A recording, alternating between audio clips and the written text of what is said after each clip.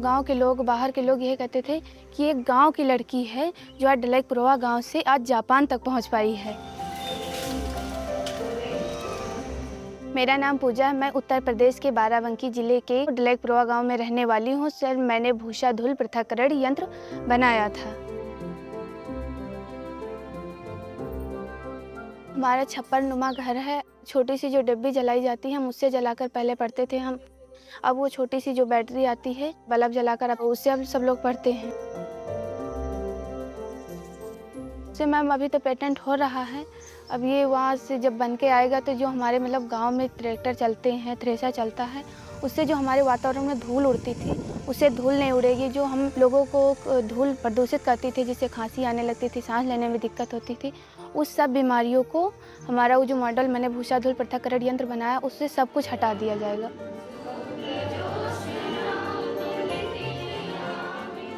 ये कहानी है 17 साल की पूजा की, जिन्होंने हालात के सामने हार नहीं मानी और एक सपना देखा। उनका सपना न केवल पूरा हुआ बल्कि उसकी गूंज विदेश तक सुनाई दी। यूपी के बाराबंकी जिले की रहने वाली पूजा जब 8वीं में पढ़ती थी, तब उन्होंने अपने स्कूल प्रोजेक्ट में धूल रहित थ्रेसर का मॉडल बनाया। इसमें कई इनोवेशन किए गए और साल 2023 में पूजा का मॉडल इंस्पायर अवार्ड मानक की राष्ट्रीय प्रतियोगिता के लिए सिलेक्ट हो गया। इस प्रतियोगिता में पूरे भारत से 60 प्रतिभागियों को राष्ट्रीय स्तर पर विजयी घोषित किया गया, जिसमें उत्तर प्रदेश से पूजा अकेली थी। अब पूजा के मॉडल को साइंस एंड टेक्नोलॉजी मंत्रालय पेटेंट करा रहा है, लेकिन इस थ्रेसर को बनाने का आइडिया कहाँ से आया? स्कूल में पढ़ते समय पास के खेत में चल रहे थ्रेसर से निकलने वाली धूल हमारे स्कूल में आ रही थी, जिसके कारण हम लोगों को पढ़ने और लिखने में, सांस लेने में दिक्कत हो रही थी। इस बारे में हम सोचने लगे। फिर हमने जाकर राजीव श्रीवास्तव सर से कहा कि सर, इसके लिए क्या किया जाए जो इस धूल को रोक सकता है। पास के खेत में भरा हुआ था पानी, जो कम मात्रा में धूल उड़कर उस पानी में चिपक रही थी। तो हमारे समझ में आया क्यों ना हम इसके नीचे एक पानी का टैंक रख दें, तो इसमें हम सारी धूल इकट्ठा कर लेंगे। तो उसी वजह से मैंने बनाया। मैम, बीच में मैंने जाली लगा दी, जहाँ थ्रेशर से भूसा निकलता है वो उसी में जुड़ जाएगा। जब भूसा तेज हवा के साथ अंदर जाता है तो उसमें सामने लगी जाली से टकराकर भूसा नीचे गिर जाता है, और पीछे एक पंखा लगा, उसकी सहायता से भूसा उपकरण के बाहर चला जाता है, और जो उसमें की धूल है उस पर निकल कर उसे नीचे रखे पानी के टैंक में इकट्ठा हो जाएगी। पहले कागज़ का बना रहे थे, लेकिन उससे नहीं बना। फिर लकड़ी का बनाए, लकड़ी में भी पंखा लगाना था, जाली लगाना था, उसमें नहीं बन रहा था। तो फिर जो पुरानी टीन होती है मैम, फिर उसके वहाँ जाके वेल्डिंग वाले के यहाँ हुआ, तो जैसे बनता था ये तो वैसे वैसे बताते थे। फिर जहाँ वेल्डिंग करना था तो वेल्डिंग करते थे। तब मैंने ये बनाकर प्रोजेक्ट तैयार किया है। पूजा को मिलाकर उनका 7 लोगों का परिवार है। पिता दिहाड़ी मजदूरी करते हैं और माँ स्कूल में रसोइये का काम करती हैं। जब हम बना रहे थे तो गांव के लोग, बाहर के लोग जो जान पाए कि मतलब ऐसा कुछ कर रही हैं, तो सब लोग यही कहते थे कि ये मतलब क्या दिमाग अपना लगा रही हो, क्या पैसे खर्च कर रही हो, इसमें तुमको क्या मिलेगा।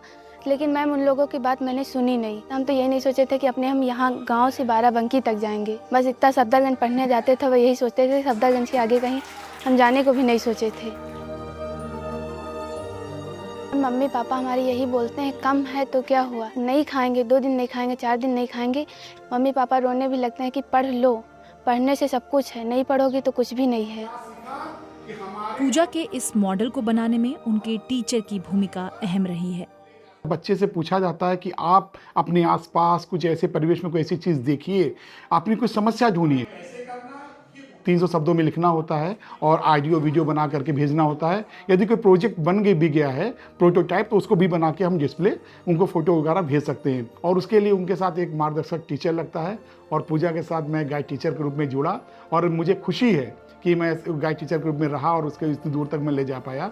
ये योजना स्टूडेंट को साइंस और टेक्नोलॉजी के क्षेत्र में प्रोत्साहित करने के लिए लाई गई है, और मॉडल बनाने के लिए विभाग से 10,000 रुपए की राशि मदद के तौर पर दी जाती है। जब हम इसके सार्वभौमिक परिणाम के बारे में चर्चा किए, तो वास्तव में इस बच्ची का जो भूसा पृथक्करण मशीन इसने बनाया, उससे अगर देखा जाए कि अगर इससे हम निजात पा लें, तो ऐसी बहुत बड़ी आबादी हमारी जो लंग्स की समस्याएं हैं, उस बीमारी से निजात पा सकती है।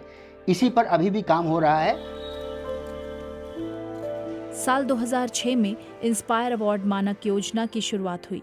इनमें जो टॉप 60 मॉडल होते हैं उन्हें जापान में सकुरा साइंस एक्सचेंज प्रोग्राम में शामिल होने का मौका मिलता है और इसी लिस्ट में पूजा का नाम भी शुमार हुआ। प्रेयर हो रहे थे, बोल रहे कौन लड़की गई थी जापान, मुझे उसको बाहर निकालिए आप ज़रा, उसे हम देखना चाहते हैं। और जो हमारे स्कूल के बच्चे हैं सब घर में अपने बताएंगे, पापा मम्मी ये मेरे स्कूल की लड़की है, क्लास की मेरी फ्रेंड है, यही लड़की जापान से वापस आई है। बच्चों के बारे में ये सोचते हैं कि मेरी बेटी पढ़ लिख कर आगे को बढ़े, नौकरी करे और मेरा नाम रोशन करे। और इतना ही नाम मेरा रोशन काफ़ी हो गया गरीब आदमी को, जो मेरी बेटी जापान से जाकर से ही लौट आई। हम इतने में बहुत खुश हैं।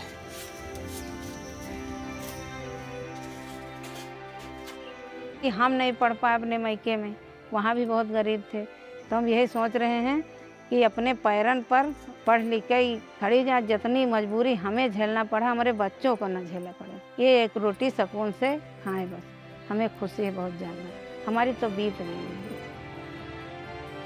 जापान की यात्रा को लेकर पूजा बताती हैं, टोक्यो घुमाने ले गए थे, वहाँ भी अच्छा लग रहा था। हर चीज़ वहाँ मतलब हल्की बारिश होती थी तो बस से जब उतरते थे मैम, बस से मतलब वहाँ घुमाने ले जाते थे, तो बस से जो बच्चा उतरता था तो उसमें से छाते लगे थे, एक एक छाता ले लेता था, उतर जाता था। और उसमें के जो ड्राइवर थे वो बहुत याद आ रहे हैं वहाँ की।